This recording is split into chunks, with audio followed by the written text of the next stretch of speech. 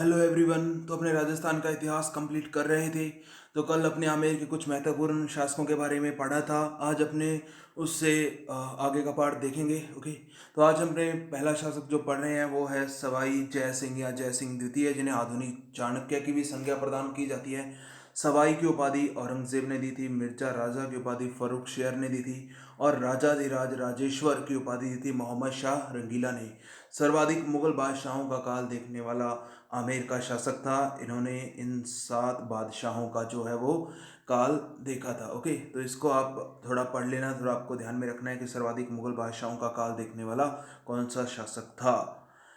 अब मुअज्जम द्वारा सवाई जय सिंह को अपदस्थ करके उनके भाई विजय सिंह को शासक बना दिया गया था। ओके, और आमेर का नाम मोमिनाबाद कर दिया था। उसके बाद क्या हुआ, ये मारवाड़ से थे अजीत सिंह।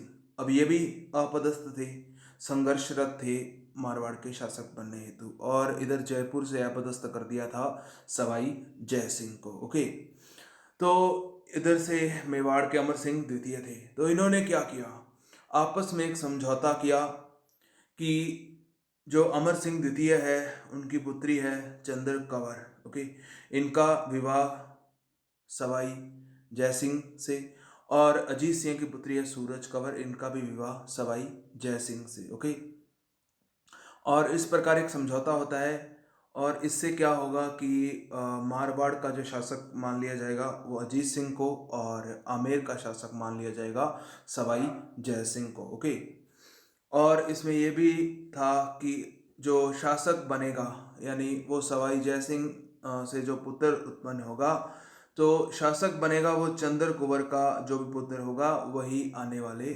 जो टाइम में वो शासक बनेगा आमेर का। ओके, तो ये था माधव सिंह।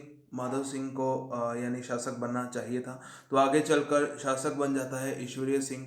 तो इनमें भी संघर्ष होता है, उसके बारे में अपने देखेंगे। ओके, तो आगे चलकर जब इनको सवाई जय सिंह को ही राजा स्वीकार कर लिया जाता है, तो मोहम्मद शाह रंगीला इन्हें जाटों के विद्रोह का दमन करने के लिए भेजते हैं। तो उस समय जाटों का नेतृत्व कर रहे होते हैं चूड़ामन। ओके, तो सवाई जय सिंह क्या करते हैं, इनके भतीजे होते हैं बदन सिंह, इनको अपनी तरफ मिला लेते हैं और चूड़ामन को राज्य से निष्कासित करवा देते हैं। बदन सिंह को ब्रजराज की उपाधि देकर इन्हें डीग की जागीर भी प्रदान की जाती है। ओके, तो ये आपको थोड़ा देख लेना है। उसके बाद मोहम्मद शाह रंगीला ने जाट विद्रोह का दमन करने के फलस्वरूप सवाई जय सिंह को राजेश्वर राजाधिराज की उपाधि प्रदान की थी। इन्होंने हिंदुओं पर जजिया कर समाप्त करवाया, तीर्थ कर भी हटवाया। तो ये भी थोड़ा आपको देख लेना है। 1715 में पिलसुद का युद्ध, ये आपको ध्यान में रखना है, मराठों को नर्मदा नदी तक खदेड़ा था। ओके, और सबसे इंपॉर्टेंट बात यह है 1718 से लेकर 34 तक 5 सौर वेधशालाओं का निर्माण करवाया था सवाई जय सिंह ने। इसमें सबसे बड़ी जो है वो जयपुर वाली है, और सबसे पुरानी जो है वो दिल्ली वाली है। और जयपुर वाली को यूनेस्को ने 2010 में जो है वो शामिल किया था, जो आपके विश्व के संरक्षित स्थलों में शामिल किया था। ओके, तो इन्होंने 5 सौर वेधशालाओं का निर्माण करवाया था। इसमें जयपुर वाली हो गई, दिल्ली हो गई, मथुरा हो गई, उज्जैन हो गई और वाराणसी हो गई। यानी सबसे बड़ी पूछे तो जयपुर की है, और सबसे पुरानी पूछे तो दिल्ली की है। ओके, तो ये आपको थोड़ा देख लेना है। उसके बाद जयपुर का जो स्थापना होती है वो भी इन्हीं के काल में होती है। 18 नवंबर 1727 को जो है वो जयपुर की स्थापना की जाती है, या कहें हम उसकी नींव डाली जाती है। तो इसकी जो नींव डाली थी वो थे जगन्नाथ। इन्होंने ज्योतिष शास्त्र जो है ग्रंथ की रचना की थी। ओके, और जयपुर का जो नक्शा बनाया था वो बनाया था आपके विद्याधर ने। ओके, जयपुर का नक्शा बनाया था विद्याधर ने, नींव डाली थी जगन्नाथ ने। ओके, इनका ग्रंथ था ज्योतिष शास्त्र। मैदानी भाग और जल निकास प्रणाली का जो मैप बनाया था वो बनाया था मैल्कम स्पीड ने। भक्तराम ने की रचना थी बुद्ध विलास। इसमें जयपुर के निर्माण के संबंध में हमें संपूर्ण जानकारी मिलती है। जयपुर का निर्माण जर्मनी के शहर द अर्ल्ड स्टड अलंग के आधार पर करवाया गया। ओके, सी वी रमन ने रंगश्री के द्वीप कहा है, आइसलैंड ऑफ ग्लोरी कहा है। बिशप हैबर ने जो जयपुर का प्रकोटा है वो मास्को के क्रेमलिन नगर के समान बताया है। 1729 से लेकर 32 तक सिटी महल या आपके चंद्र महल का निर्माण करवाया गया। ओके, तो इसकी आपको ये 7 मंजिलें हैं, तो इनका आपको क्रम ध्यान में होना चाहिए, एक एग्जाम में पूछा जा चुका है। ऐसे पूछ लिया कि इसकी चौथी मंजिल का नाम क्या है, पांचवें मंजिल का नाम क्या है, तो ये थोड़ा आपको ध्यान में रखना है। तो हुर्डा सम्मेलन जो 17/7/1734 को हुआ था, उसमें जय आमेर की तरफ से ये थी।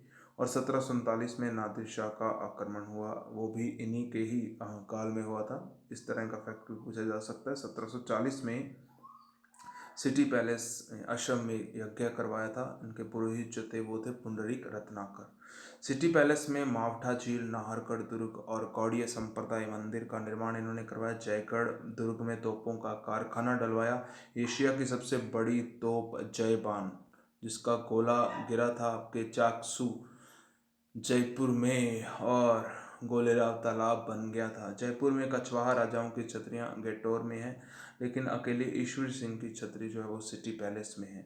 जयसिंह द्वितीय या हम कहें सवाई जयसिंह ने जीज मोहम्मद शाही ग्रंथ की रचना की है। ग्रह नक्षत्रों की सारणी आधारित है। ओके, यानी उनकी जो गणना है उससे रिलेटेड है, आपके ज्योतिष शास्त्र से रिलेटेड है। मोहम्मद शाह रंगीला को दिया इन्होंने जीज मोहम्मद शाही नाम से। रामानंद ने रामरासा लिखा। जय सिंह ने ज्योतिष ग्रंथ जय सिंह कारिका की भी रचना की। ओके, पुंडरीक रत्नाकर ने जय सिंह कल्पद्रुम की रचना की। जय सिंह द्वितीय के दरबारी थे जगन्नाथ। इन्होंने यूक्लिड की अरेखा गणित का अरबी से संस्कृत में अनुवाद किया।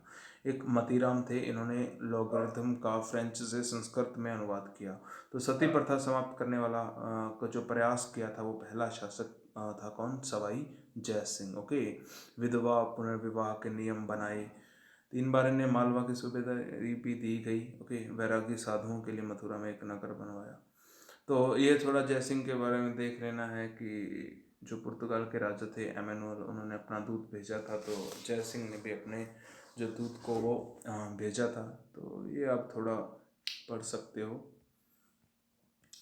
पलसुद के युद्ध में सवाई जयसिंह ने मराठों को पराजित कर नर्मदा के दक्षिण तक खदेड़ा। तो ये आपको ध्यान में रखना है। 1743 में इसकी मृत्यु हो जाती है। उसके बाद जो संघर्ष हुआ था, क्योंकि शासक तो बनना चाहिए था देवारी समझौते के अनुसार माधो सिंह को, लेकिन बन कौन गया, ईश्वरी सिंह। तो लाजमी सी बात है, संघर्ष तो हो गई। पहला इनमें जो संघर्ष हुआ वो हुआ था राजमहल का युद्ध, इसमें ईश्वरी सिंह जीत गया और शासक बन गया। दूसरा युद्ध हुआ था बगरू का युद्ध। इसमें क्या था, माधो सिंह के साथ मल्हार राव होलकर यानी मराठों ने प्रवेश किया। उमेद सिंह था, दुर्जय सिंह था, तो इसमें विजयी तो हो गया माधो सिंह। लेकिन ईश्वरी सिंह ने क्या किया कि मराठों को जो है प्रतिवर्ष ज़्यादा टैक्स देना स्वीकार कर लिया। तो मराठों ने क्या किया, शासक तो ईश्वरी सिंह को ही रहने दिया और माधो सिंह को राजमहल की जागीर दी। ओके, तो ये थोड़ा ध्यान में रखना है। उसके बाद तीसरा जो संघर्ष हुआ था ईश्वरी सिंह का, वो हुआ था अहमद शाह अब्दाली के समय थोड़ा संघर्ष हुआ था। ओके, मानपुर का युद्ध जिसे हम कह देते हैं। एकमात्र ऐसा शासक जिसने मराठों के दबाव में आत्महत्या कर ली। तो ये भी कौन था, ईश्वर सिंह। जागृत देव या भौमिया देव की ने संज्ञा प्रदान की जाती है। ओके, फिर आता है माधो सिंह प्रथम। माधो सिंह प्रथम के बारे में ऐसा कुछ 3 युद्ध के बारे में थोड़ा ध्यान में रखना, आपको देखना है।